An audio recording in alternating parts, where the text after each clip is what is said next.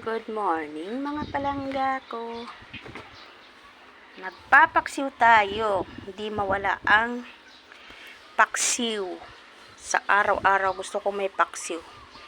Lalo na pagka kinabukasan mo kakainin.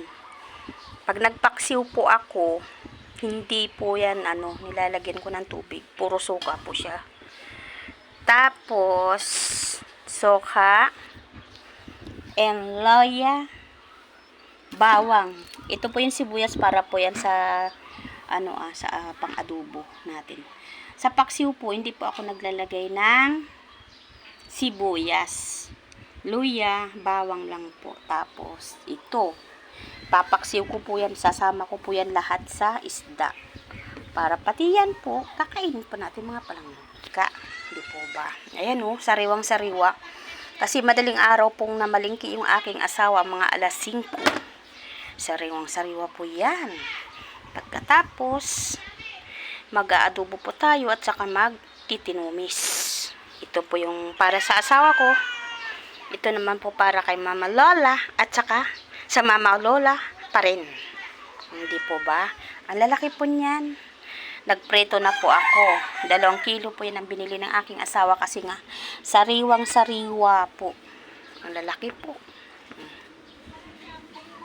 Yan po ang pinakamasarap. Sa amin naman, ang tawag po ng paksiw ay sa Ilonggo ay pinamalhan. Masarap po yan palangga. Pagka po yan ay puro po siyang suka. Wala pong tubig sa amin.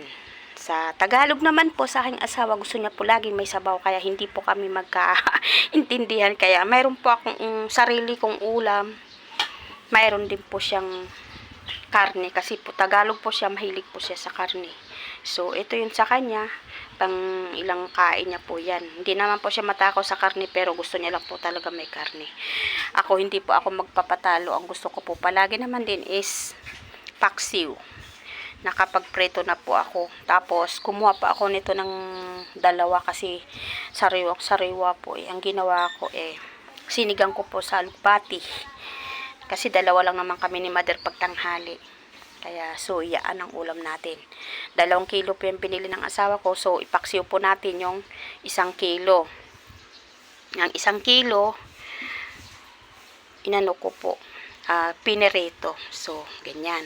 Tayo po ay magtitipid sa sobrang mahal po ng mga bilihin. Kaya, magpasalamat po tayo everyday kay Lord at marami pang blessing na dumarating sa atin. Kung anong mayroon, siya na lang po ang ating pagkakasyahin everyday. Kaya maraming salamat po Lord na laging may blessing po yung aking asawa, na hindi nyo po kami pinababayaan. Maraming salamat din po Lord na yung mga anak ko pagka mama, ayan na po pambili ng ulam. Kaya maswerte po tayo.